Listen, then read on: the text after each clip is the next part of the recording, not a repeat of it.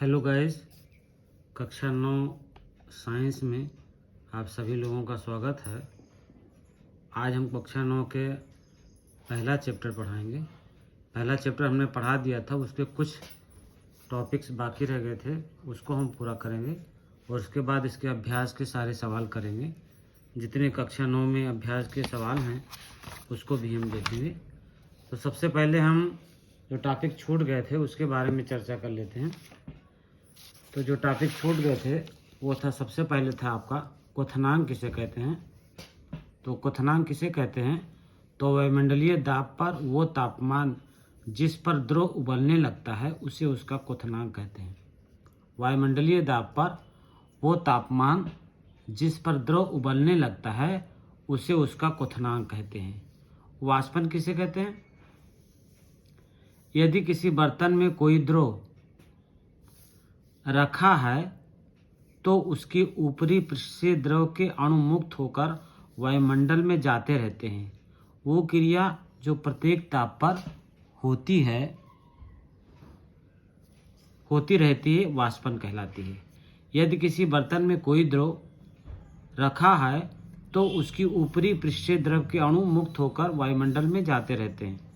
यानी ऊपरी पृष्ठ से, जैसे किसी बर्तन में पानी रखा हुआ है तो उसकी ऊपरी पृष्ठ से क्या होते हैं, जैसे ये बर्तन में पानी रखा हुआ है, मान लीजिए किसी बर्तन में पानी रखा हुआ है, मान लीजिए ये बर्तन है आपका, इस बर्तन में पानी रखा हुआ है यहाँ पर, और इस पृष्ठ से यानी ये पानी बाहर जाने लगता है, इसी क्रिया को हम वाष्पन कहते हैं। और क्वथनांक किसे कहते हैं? मान लीजिए किसी टेस्ट ट्यूब में पानी भरा हुआ है और इसको उबाल देते हैं, तो जिस ताप पर ये पानी खौलने लगता है वो उसका क्वथनांक कहलाता है। ये क्वथनांक कहलाता है ये, ठीक है। और ये कहलाता है आपका वाष्पन। वाष्पन यहाँ से होता है, और क्वथनांक जो होता है जिस ताप पर कोई द्रव उबलने लगता है उसे उसका क्वथनांक कहते हैं। संघनन क्या होता है? किसी पदार्थ की वाष्प से द्रव अवस्था में परिवर्तित होने की क्रिया को संघनन कहते हैं। वाष्प से द्रव में बदल जाए यानी जम जाए तो उस क्रिया को हम संघनन कहते हैं।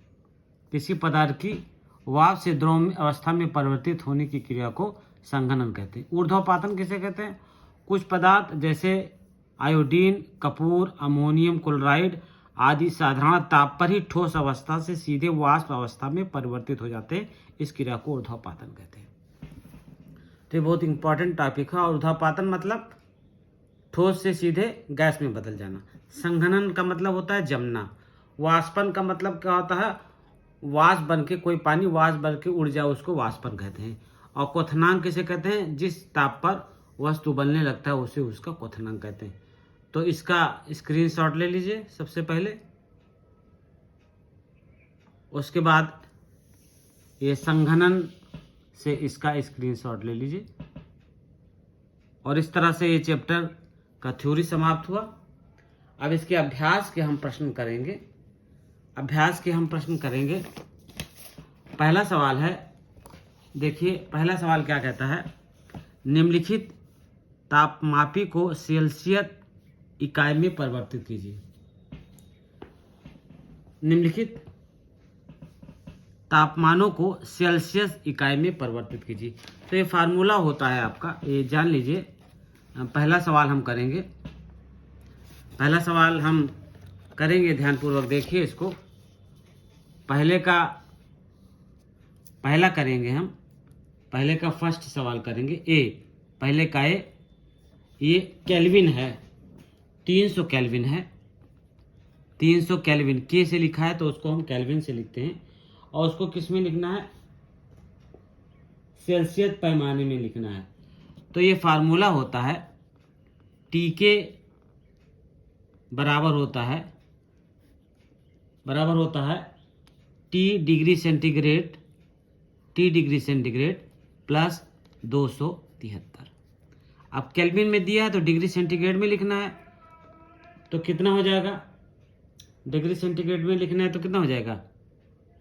T degree centigrade T degree centigrade बराबर होगा, केल्विन में दिया है तो K के स्थान पे रख देंगे 300, तो इधर चला जाएगा K, तो माइनस में हो जाएगा माइनस TK, या इसको इधर ले गए तो ये माइनस में हो गया, और इसको इधर ले गए तो माइनस में हो गया, तो TK प्लस 273।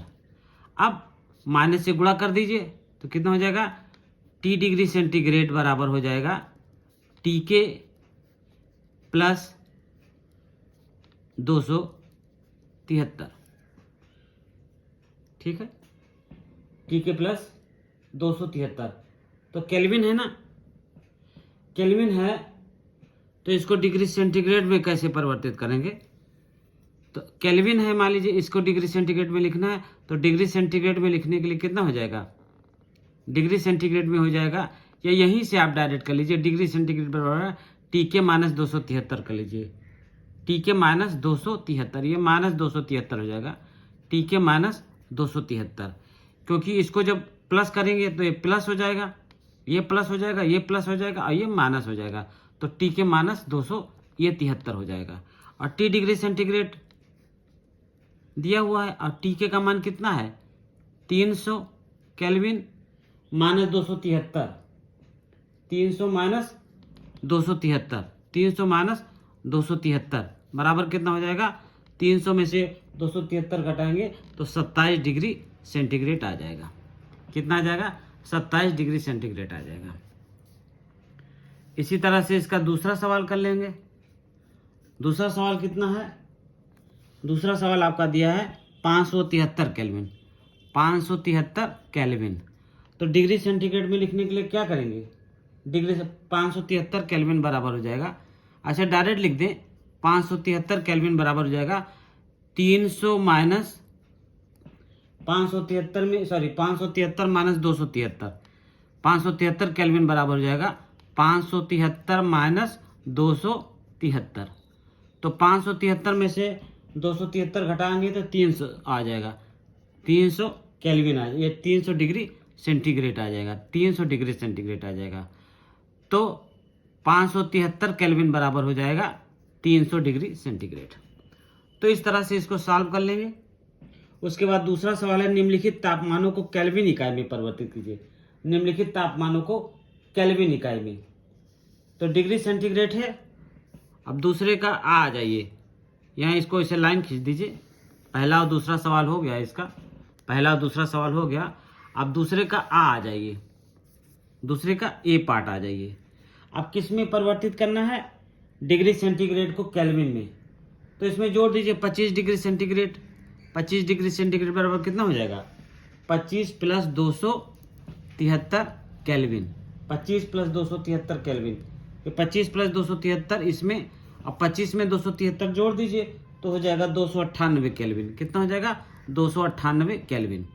और इसका सेकंड पार्ट देख लीजिए, बी पार्ट, बी पार्ट इसका देख लीजिए, ए पार्ट हो गया, ये भी बी पार्ट कर लीजिएगा, ये बी पार्ट है आपका, ये बी पार्ट है ऊपर वाला, तो ए पार्ट और बी पार्ट, और बी पार्ट में कितना है 373 डिग्री सेंटीग्रेड, तो 373 डिग्री सेंटीग्रेड को क्या कर लेंगे, 373 प्लस 273 केल्विन, 373 प्लस 273, तो 3 3 6, इसको जोड़ लीजिए तो हो जाएगा 646 केल्विन, 646 केल्विन आ जाएगा इसका आंसर, 646 केल्विन आ जाएगा। इसका अगर स्क्रीनशॉट लेना है तो इसका स्क्रीनशॉट ले लीजिए, पहले सवाल का, पहले सवाल का स्क्रीनशॉट ले लीजिए। और दूसरा सवाल ये हो गया आपका, दूसरा सवाल हो गया। तीसरा सवाल कहता है निम्नलिखित, तीसरा सवाल कहता है, ये ध्यानपूर्वक देखिए, निम्नलिखित पदार्थों को निम्नलिखित अवकलनों हेतु कारण लिखिए। नेप्थलीन को रखा रहने देने पर वो समय के साथ कुछ भी ठोस पदार्थ छोड़े बिना अदृश्य हो जाता है। नेप्थलीन को रखा रहने देने पर वो कुछ भी ठोस पदार्थ छोड़े बिना अदृश्य हो जाता है, और भी है हमें द्रव की गंध बहुत दूर बैठे हुए भी पहुंच जाती है। हमें द्रव की गंध जो है बहुत दूर बैठे हुए भी पहुंच जाती है। इसको हटा देते हैं और इसका आंसर हम लिखते हैं, इसका आंसर बताते हैं आप लोगों को। देखिए तीसरे का है ए नंबर, तीसरे का ए नंबर है, ये कहता है नेप्थलीन की गोलियां बिना कोई अवशेष छोड़े गायब हो जाती हैं। नेप्थिलीन की गोलियां जो होती हैं, यहाँ पे लिख लेते हैं, ध्यानपूर्वक देखिए, इसको सॉल्व कर लेते हैं। नेप्थिलीन की गोलियां, नेप्थिलीन की गोलियां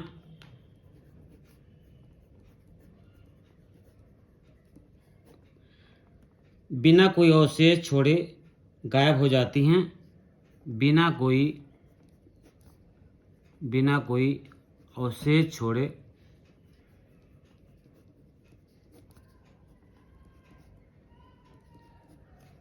गायब हो जाती हैं, गायब हो जाती हैं। इसका क्या कारण है? क्योंकि उनका ऊर्ध्वपातन हो जाता है, क्योंकि उनका ऊर्ध्वपातन हो जाता है, ऊर्ध्वपातन हो जाता है, उनका ऊर्ध्वपातन हो जाता है। क्या हो जाता है? उनका ऊर्ध्वपातन हो जाता है। ऊर्ध्वपातन हो जाने के कारण नेप्थिलीन की गोलियां बिना कोई अवशेष छोड़े गायब हो जाती हैं, क्योंकि उनका ऊर्ध्वपातन हो जाता है। अर्थात वे द्रव अवस्था में बदले बिना सीधे गैसीय अवस्था में परिवर्तित होती हैं। अर्थात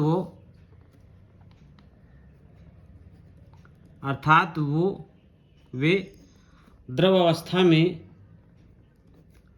द्रव अवस्था में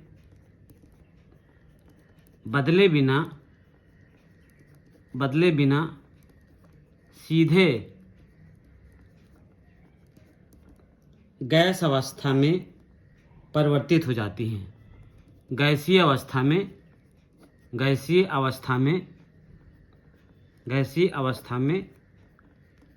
परिवर्तित हो जाती हैं। ठीक है, गैसीय अवस्था में परिवर्तित हो जाती हैं। तीसरे का बी पार्ट देख लीजिए। बी पार्ट क्या कहता है कि बी पार्ट देखिए, कहता है कि हमें द्रव की गंध बहुत दूर बैठे हुए भी पहुंच जाती है। हमें इत्र की गंध बहुत दूर बैठे हुए हमें पहुंच जाती है। इत्र माने सेंट जैसे होता है, उसी तरह से इत्र होता है। तो इत्र की कण जो होते हैं, इत्र के कण अपने आप वाष्पित होकर हवा में चारों ओर फैल जाते हैं। इत्र के कण क्या होते हैं? अपने आप वाष्पित होकर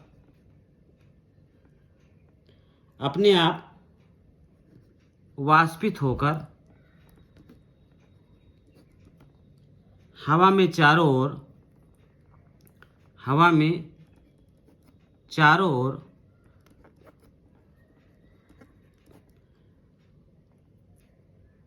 फैल जाते हैं। चारों ओर, दूर तक लिख लीजिए, दूर तक फैल जाते हैं। चारों ओर क्या होते हैं? दूर तक फैल जाते हैं। अतः दूरी पर बैठे हुए भी हम तक उसकी खुशबू पहुंच जाती है। अतः दूरी पर बैठे हुए भी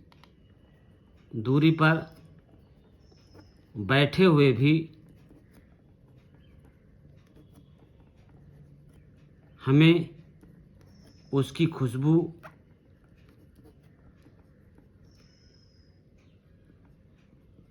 पहुंच जाती है। उसकी खुशबू क्या हो जाती है? पहुंच जाती है। ठीक है, क्यों? इत्र के कण अपने आप वाष्पित होकर हवा में चारों ओर दूर तक फैल जाते हैं। इत्र के कण क्या होते हैं? वाष्पित होते हैं और हवा में दूर तक चारों ओर क्या हो जाते हैं? फैल जाते हैं। इसलिए दूर बैठे हुए व्यक्ति को भी क्या होता है? उसकी गंध जो होती है वो सूंघ में आ जाती है और हमको पता चल जाता है कि यहाँ पर जो आदमी गुजरा है वो इत्र जो है वो लगाए हुए था। अब अगला क्वेश्चन आ जाइए। अगले क्वेश्चन में देखते हैं। अगला क्वेश्चन है इसका सवाल नंबर है चौथा सवाल आप लोग देखिए। ये क्या कहता है? चौथा सवाल आराम से देख लीजिए। ये कहता है निम्नलिखित पदार्थों को उनके कणों के बीच बढ़ते हुए आकर्षण के अनुसार व्यवस्थित कीजिए। निम्नलिखित पदार्थों को उनके कणों के बीच बढ़ते हुए आकर्षण, यानी किसमें सबसे ज़्यादा आकर्षण होता है, उसके बाद सबसे कम किसमें होता है, उसके बाद सबसे ज़्यादा किसमें होता है, उसके बाद सबसे ज़्यादा किसमें होता है। सबसे कम, फिर बीच का, फिर सबसे ज़्यादा किसका होता है, उसको व्यवस्थित करते हुए आपको बताना है। तो देखिए, सबसे पहले अंतराण्विक आकर्षण बल सबसे कम गैस में, उससे अधिक द्रव में तथा सबसे अधिक ठोस में होता है। अंतराण्विक आकर्षण बल क्या होता है? सबसे कम गैस में, ऐसे लिख लीजिए चाहे, अंतराण्विक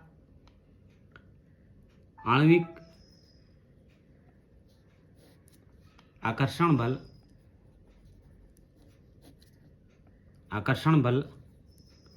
अंतराण्विक आकर्षण बल सबसे कम गैस में, सबसे कम गैस में, उससे अधिक द्रव में, उससे अधिक द्रव में तथा सबसे अधिक ठोस में होता है। सबसे अधिक ठोस में होता है। सबसे कम द्रव में, सबसे कम गैस में, उससे ज़्यादा द्रव में, उसके सबसे अधिक जो होता है वो ठोस में होता है। ठीक है। आता है ये ऑक्सीजन में सबसे कम, ऑक्सीजन में सबसे कम, ऑक्सीजन में सबसे कम होगा, क्योंकि ऑक्सीजन क्या है? द्रव है। उससे अधिक जल में, सॉरी, ऑक्सीजन गैस है, उससे अधिक जल में, उससे अधिक जल में, और तथा सबसे सर्वाधिक चीनी में होगा, तथा सबसे अधिक किस में होगा? चीनी में होगा। सबसे अधिक किस में होगा? चीनी में होगा। ठीक है, ये चौथा सवाल हो गया। पांचवा सवाल आइए। पांचवा सवाल कहता है, देखिए पांचवा सवाल आप लोग देख लीजिए। ये कहता है पांचवा सवाल कि निम्नलिखित तापमानों पर जल की भौतिक अवस्था क्या है? निम्नलिखित तापमानों पर जल की भौतिक अवस्था क्या है? 25 डिग्री सेंटीग्रेड पर, 0 डिग्री सेंटीग्रेड पर और 100 डिग्री सेंटीग्रेड पर। पांचवा आइए, निम्नलिखित तापमानों पर जल की भौतिक अवस्था क्या है? तो 0 डिग्री सेंटीग्रेड पर ठोस रहेगा, 100 डिग्री सेंटीग्रेड पर वाष्प रहेगा। जल की भौतिक अवस्था क्या है? 25 डिग्री सेंटीग्रेड पर द्रव रहेगा। 25 डिग्री सेंटीग्रेड पर क्या रहेगा? ए नंबर 25 डिग्री सेंटीग्रेड पर द्रव रहेगा वो, पहला नंबर। दूसरा आ जाइए, कितने डिग्री सेंटीग्रेड है? 0 डिग्री सेंटीग्रेड पर ठोस रहेगा। 0 डिग्री सेंटीग्रेड पर ठोस रहेगा, और 100 डिग्री सेंटीग्रेड पर क्या रहेगा? 100 डिग्री सेंटीग्रेड पर जल वाष्प रहेगा, तथा 100 डिग्री सेंटीग्रेड पर जल वाष्प रहेगा। ठीक है। पानी जो है 25 डिग्री सेंटीग्रेड पर द्रव रहेगा, 0 डिग्री सेंटीग्रेड पर जम जाएगा तो ठोस बन जाएगा, और 100 डिग्री सेंटीग्रेड पर उबलने लगेगा तो वो जल वाष्प होगा। अब पुष्टि हेतु कारण दीजिए। ये देखिए छठवां सवाल बहुत इंपॉर्टेंट है। पुष्टि हेतु कारण दें। जल कमरे के ताप पर द्रव है, और दूसरा है लोहे की अलमारी कमरे के ताप पर ठोस है। पुष्टि हेतु कारण देना है कि जल कमरे के ताप पर द्रव है और लोहे की अलमारी कमरे के ताप पर ठोस है। तो छठे का पहला हम लिखते हैं। छठे का पहला क्या कहता है कि जल कमरे के ताप पर द्रव है। इसका आंसर कैसे होगा? कमरे के ताप पर जल का स्थिर आयतन होता है। देखिए, कमरे के ताप पर जल का आयतन स्थिर होता है, आयतन जो होता है वो स्थिर होता है। किसके ताप पर?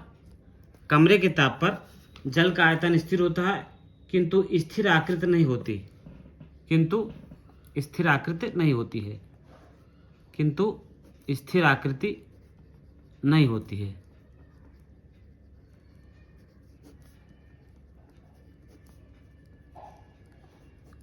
ठीक है, जल का आयतन स्थिर होता है लेकिन आकार नहीं स्थित होता है। ये द्रव के दो गुण हैं, अतः जल कमरे के ताप पर द्रव है। ये जल के दो गुण हो जाते हैं, अतः जल कमरे के ताप पर, कमरे के ताप पर, कमरे के ताप पर द्रव है। कमरे के ताप पर क्या है? द्रव है। अलमारी क्या होती है? कमरे के ताप पर अलमारी का स्थिर आयतन और स्थिर आकृति होती है। कमरे के ताप पर, कमरे के ताप पर अलमारी की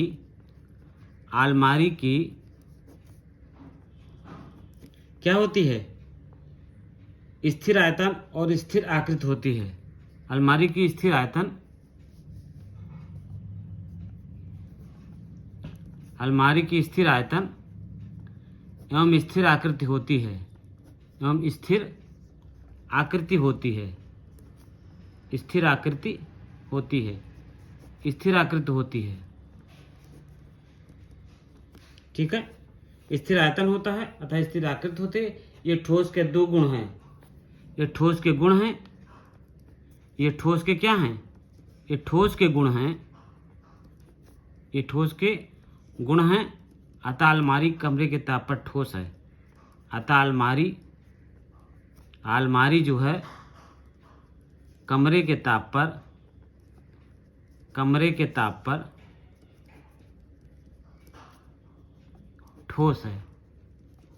ठीक है, अलमारी जो है कमरे के ताप पर ठोस है। अगला सवाल देखते हैं।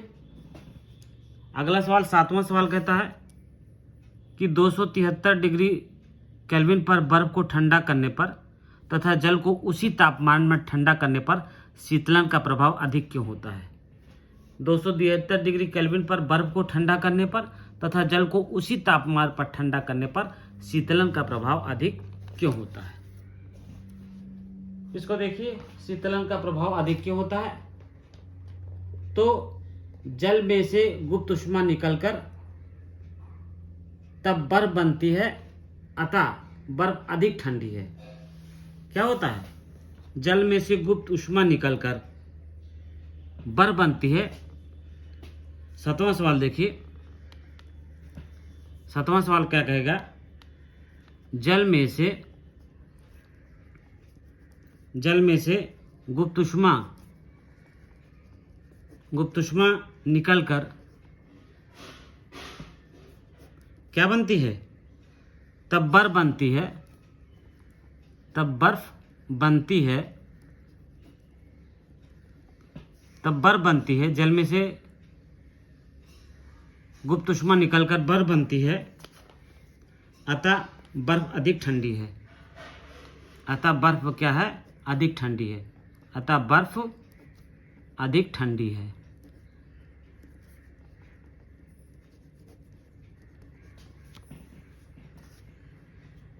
अब आइए अगला सवाल।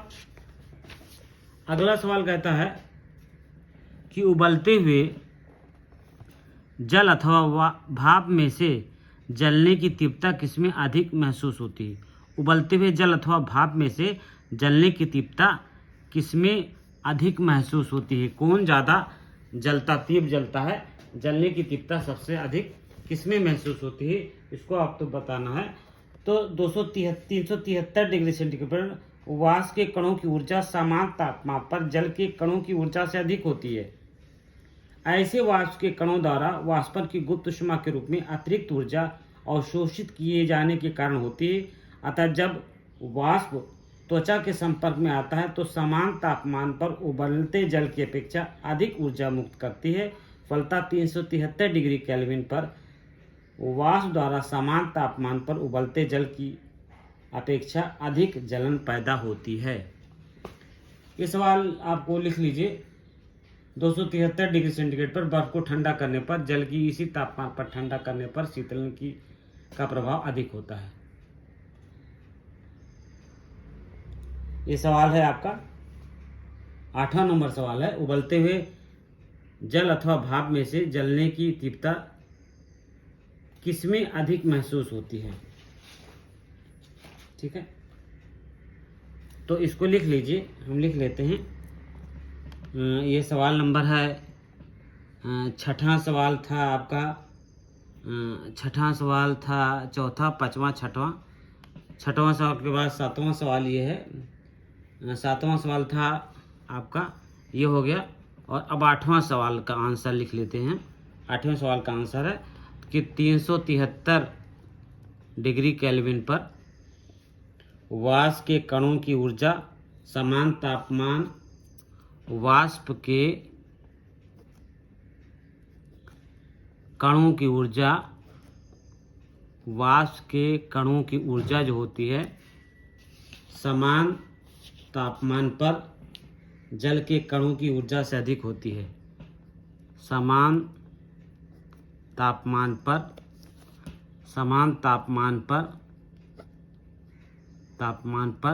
जल के कणों से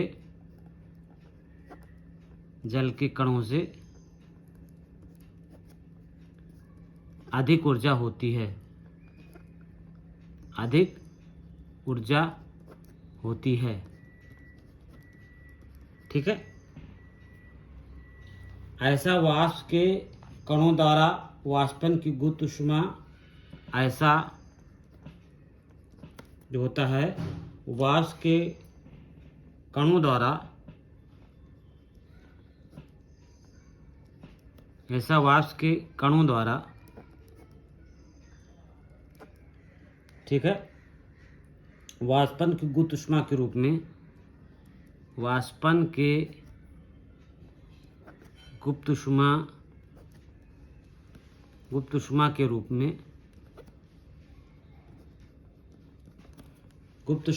में अतिरिक्त ऊर्जा अवशोषित किए जाने के कारण होती है।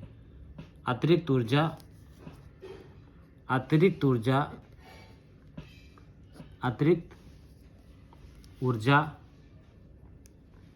अवशोषित किए जाने के कारण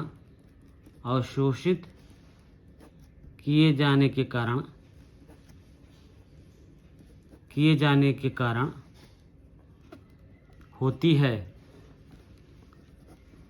अवशोषित किए जाने के कारण होती है। इसका अगर स्क्रीनशॉट लेना है तो इसका स्क्रीनशॉट ले लीजिए।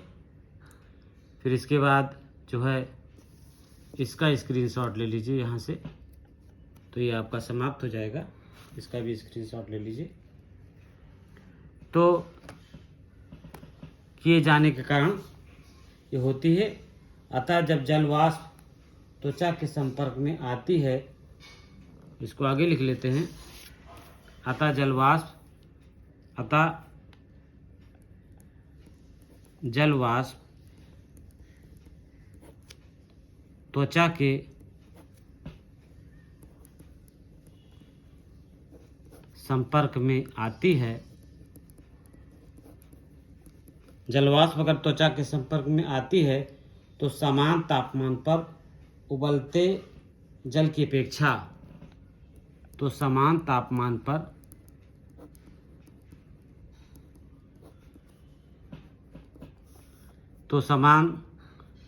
पर उबलते हुए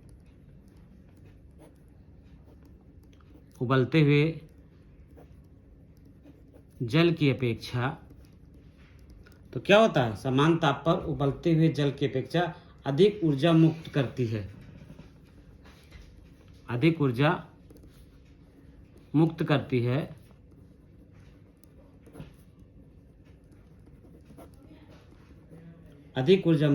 है। फलतः 373 डिग्री केल्विन पर वाष्प द्वारा समान तापमान पर उबलते जल की अपेक्षा अधिक जलन पैदा होती है। फलतः क्या होता है, फलतः 373 डिग्री केल्विन पर, 373 केल्विन पर वाष्प द्वारा 373 डिग्री केल्विन पर वाष्प द्वारा समान तापमान पर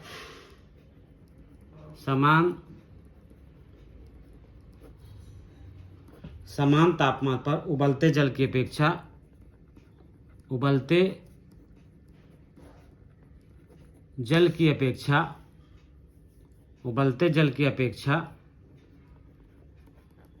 क्या होता है? उबलते जल की अपेक्षा हमें क्या होता है? अधिक जलन पैदा होती है। अधिक जलन पैदा होती है। अब नंबर 8वां देख लीजिए, आखिरी सवाल है। ये देखिए किताब में बना हुआ है, बहुत आसान है, कोई दिक्कत नहीं इसमें। ये देखिए स्पष्ट बना हुआ है। जब ए से बी में जाएंगे तो क्या बनेगा? ठोस से द्रव बन जाएगा। ए से बी में जाएंगे, जब ठोस से द्रव में बनेगा तो क्या होगा? संगलन होगा। और बी में जाइए, द्रव से गैस में बनेगा तो क्या होगा? वाष्पन होगा। सी में जाइए, सी कहाँ पे है आप देखिए, आपका सी यहाँ है, गैस से द्रव में बन रहा है तो संघनन होगा। डी में जाइए, यहाँ पे डी में जाइए तो डी में क्या होगा? द्रव से ठोस में जा रहा है, जो द्रव ठोस में जा रहा है तो हिमीकरण होगा। ई में जाइए, यहाँ ई में जाइए, डायरेक्ट ठोस से गैस में जा रहा है तो ऊर्ध्वापातन होगा। ठीक है। और एफ में जाइए, यहाँ पर जाइए आप तो ठोसीकरण हो रहा है। किसमें? गैस से सीधे ठोस में जा रहा है तो ठोसीकरण हो रहा है। तो इसकी सहायता से हम लिख लेंगे पहला 8वें का पहला जो होगा उसमें क्या हो रहा है? संगलन हो रहा है। 8वें का ए जो हो रहा है उसमें संगलन हो रहा है, संगलन।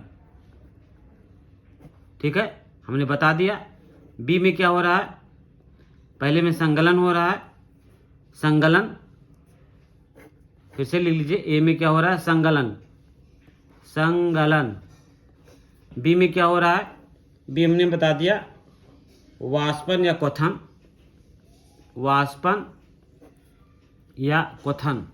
अभी हमने समझा दिया है, वाष्पन या क्वथन हो रहा है, वाष्पन या क्वथन हो रहा है। सी में जाइए तो क्या हो रहा है? सी में जाइए तो संघनन हो रहा है। अभी हमने बता दिया है, सिद्ध कर दिया है, सी में संघनन हो रहा है।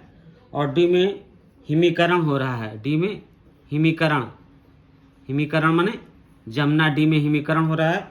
ई में क्या हो रहा है? ऊर्ध्वपातन, ऊर्ध्वपातन, ऊर्ध्वपातन हो रहा है। डी में ऊर्ध्वपातन हो रहा है। और एफ में हो रहा है आपका ठोसीकरण, ठोस में बन रहा है, ठोसीकरण बन रहा है। तो इस तरह से डी में ठोसीकरण हो रहा है। तो इस तरह से हमने पहला चैप्टर के क्वेश्चन आंसर भी करा दिए, पहला चैप्टर भी करा दिया।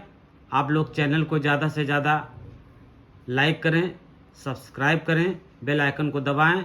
जैसे आप बेल आइकन को दबाएंगे आपके पास हमारा नोटिफिकेशन तुरंत पहुंच जाएगा। इसलिए बेल आइकन को दबा दीजिए और अपने ज़्यादा से ज़्यादा साथियों में इसका शेयर कीजिए। धन्यवाद।